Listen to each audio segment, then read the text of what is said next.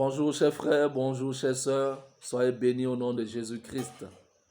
En ce matin, nous allons développer un thème que nous connaissons mieux, que nous connaissons bien. Nous allons parler de l'amour et le prétexte se trouve dans Jean le chapitre 21, à partir du verset 15, quand Jésus posa la question à Simon-Pierre, m'aimes-tu? Il est dit dans la parole du Seigneur, Jean 21, à partir du verset 15, après qu'ils eurent mangé, Jésus dit à Simon-Pierre, Simon fils de Jonas, m'aimes-tu plus que ne m'aime? Ceux-ci lui répondit, oui Seigneur, tu sais que je t'aime. Jésus lui dit, paie mes agneaux.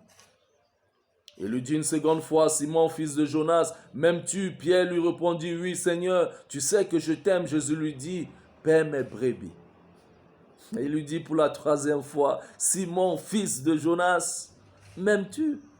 Pierre fut attristé de ce qu'il lui avait dit pour la troisième fois, m'aimes-tu? Et il lui répondit, Seigneur, tu sais toutes choses.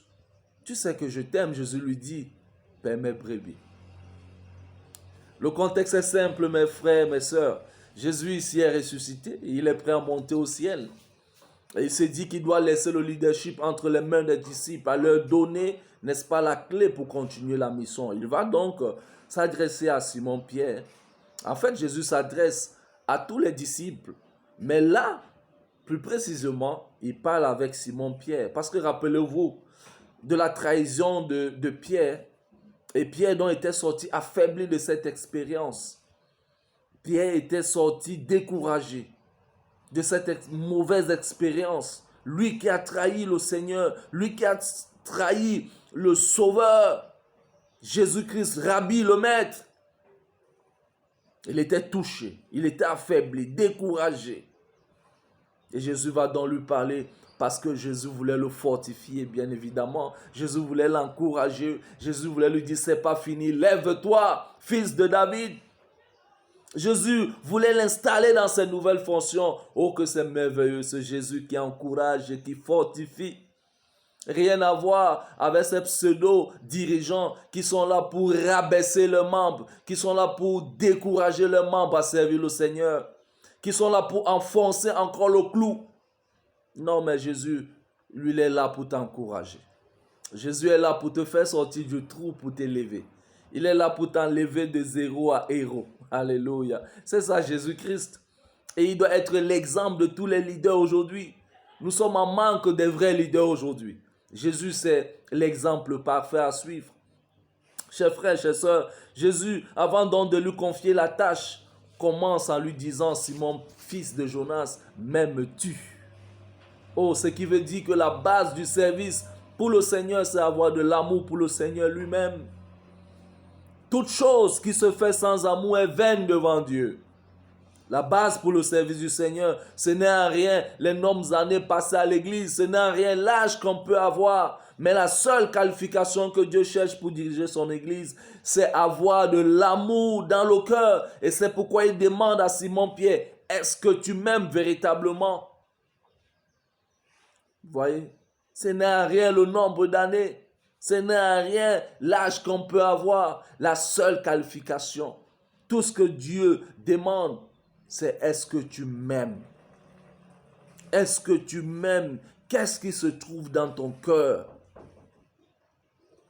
Si on regarde ton cœur, est-ce qu'on trouvera de l'amour pour moi? L'amour là qui peut t'amener à te sacrifier. Cet amour qui peut t'amener à te surpasser. Est-ce qu'on pourra trouver cela en toi, mon frère, ma soeur? Toi qui suis ce message. Et l'apôtre Paul va venir encore étayer cette vision des choses. Dans 1 Corinthiens, le chapitre 13, le verset 1, l'apôtre Paul dit, « Quand je parlerai des langues des hommes et des anges, si je n'ai pas l'amour, alors je suis un airain qui résonne ou un cymbale qui retentit, c'est-à-dire je suis vide. Si je n'ai pas de l'amour en moi, tout ce que je fais est zéro. Tout ce que je fais est nul et non avenu. Il faudrait que ce qui meuble cela soit de l'amour. C'est comme ça que nos premiers pionniers ont fait le travail avec amour, sans demander le salaire, pour que nous soyons ici aujourd'hui. Oh, rappelez-vous comme ça de John Andrews qui quittait les États-Unis avec ses 2 enfants pour aller dans un autre pays, pour parler de Dieu.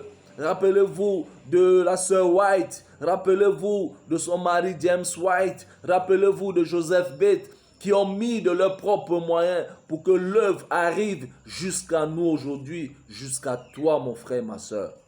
Pourquoi tout ce sacrifice? Évidemment parce qu'il y avait de l'amour à chacun d'entre eux. Comme le dit même la devise JA, l'amour de Christ me presse. Si cet amour ne te presse pas, alors tu ne peux pas faire ces choses extraordinaires. Vous savez, Dieu cherche des hommes ordinaires pour faire des choses extraordinaires. Et cela, il faut de l'amour dans le cœur pour accepter certains sacrifices.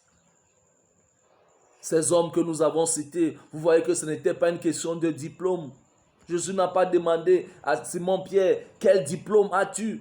Quelle formation as-tu? Mais il a demandé, m'aimes-tu? Ce n'était pas une question de rang social, mais c'est une question d'amour. L'amour, mes frères, mes soeurs, c'est la seule qualification que Dieu demande pour son service. Quand nous lisons la sœur White dans Parabole, n'est-ce pas? Parabole de Jésus, page 34 à 35, elle dit, l'amour doit être le principe de l'action. Il est l'essence même du gouvernement divin sur la terre et dans les cieux. Il faut qu'il soit la base du caractère chrétien, car c'est le seul élément qui puisse le rendre inébranlable et lui permettre d'affronter victorieusement l'épreuve et la tentation. Tout simplement, c'est pourquoi Jésus disait à Pierre, si tu m'aimes alors tu pourras diriger. Je sais que tu m'as régné, je sais que tu m'as trahi, je sais que tu es tombé, mais ce n'est pas ce qui compte. Ce qui compte, c'est ce qui se trouve dans ton cœur. M'aimes-tu? Oh, Jésus te dit en ce matin, mon frère, ma soeur, ce n'est pas ton passé qui compte, c'est le présent et comment tu prépares le futur. Je t'ai lavé, je t'ai sorti des ténèbres pour l'admirable lumière. Oh là là, Jésus est merveilleux. Ce n'est pas ce que tu as fait hier, je t'ai déjà pardonné. Mais est-ce que tu es prêt à commencer une nouvelle vie? Est-ce que tu m'aimes suffisamment pour te mettre à mon service partout où je t'enverrai? Est-ce que tu m'aimes suffisamment pour faire les choses de mon royaume? Laisse ce que tu as fait hier, je t'ai déjà pardonné. Ne regarde plus à ton passé. Comme Pierre était sorti affaibli de cette expérience, peut-être toi aussi, mon frère, ma soeur, tu es affaibli de ce que tu as fait, de l'expérience négative dont tu as traversé. Laisse-moi te dire ce matin que tu es pardonné. Jésus t'a pardonné et qu'aujourd'hui, une nouvelle vie, un nouveau chemin, une nouvelle page s'ouvre dans ta vie. Alléluia. Chers frères, chers sœurs, ce qui compte, c'est ce qui se trouve dans ton cœur. Aimes-tu le Seigneur? M'aimes-tu? Jésus pose à Simon-Pierre. Tu peux tomber, mais je vais te relever. M'aimes-tu réellement? Parce que si tu m'aimes, tu vas faire ma volonté. Tu pourras même mourir pour moi. Alléluia. Alors, parce que tu m'aimes, tu dois quitter de la théorie à la pratique. Comme vous savez qu'il a fait le premier, bien évidemment, vous connaissez Dieu le Père.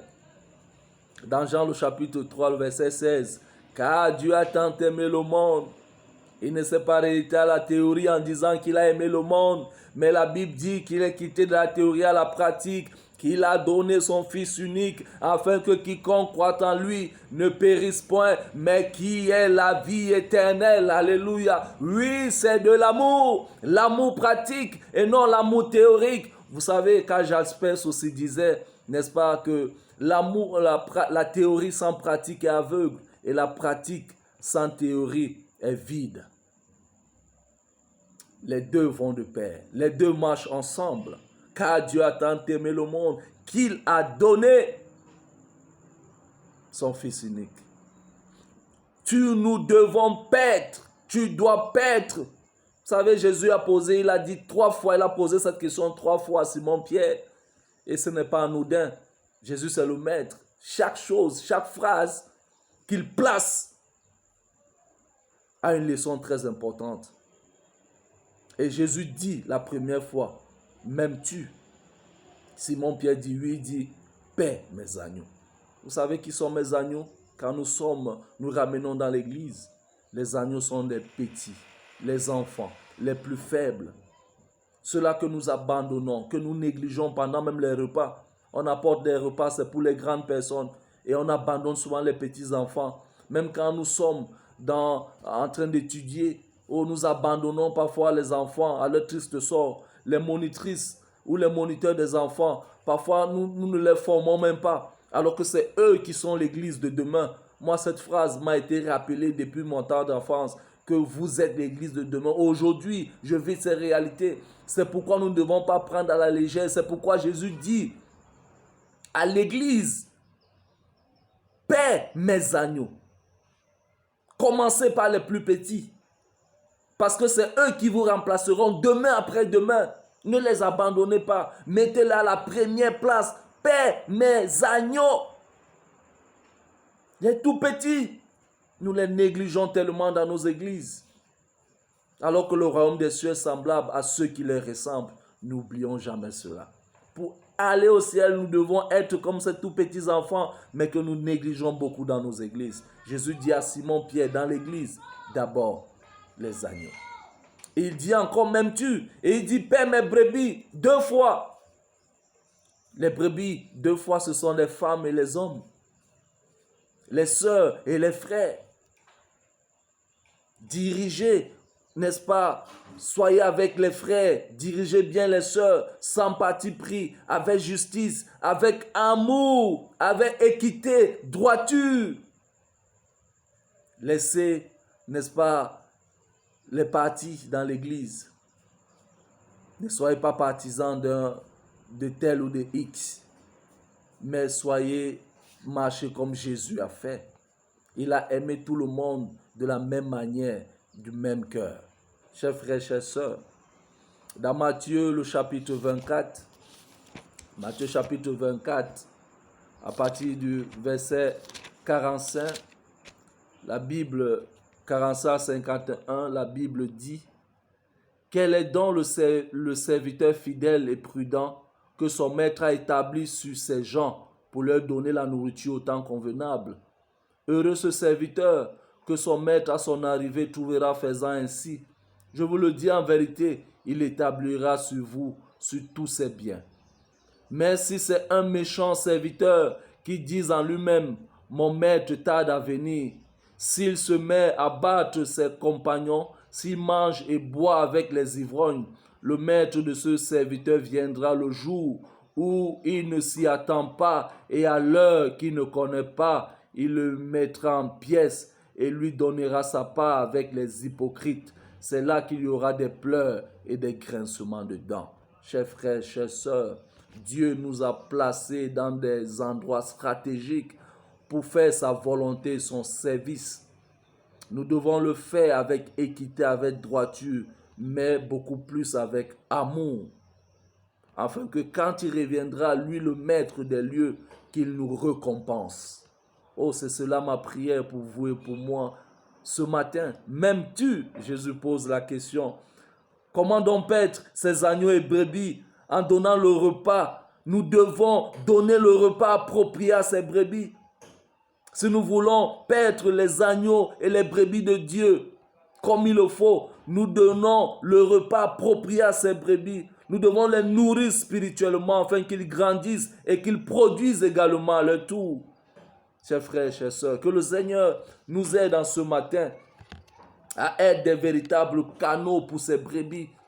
Que le Seigneur nous aide véritablement à le servir avec amour, avec profondeur, afin que quand il reviendra, qu'il nous donne la récompense qu'il a promis. Il dira, bon et fidèle serviteur, entre dans la joie de ton maître, tu as été fidèle en peu de choses. Viens et jouis de tout ce que ton maître a préparé pour toi, ou de ce que Jean 14 nous dit, qu'il est allé nous préparer une place, et quand il reviendra, que chacun de nous puisse prendre la place qui nous a été réservée au ciel.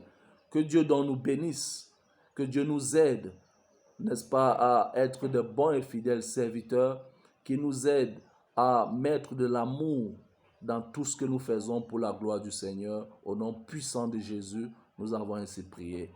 Amen.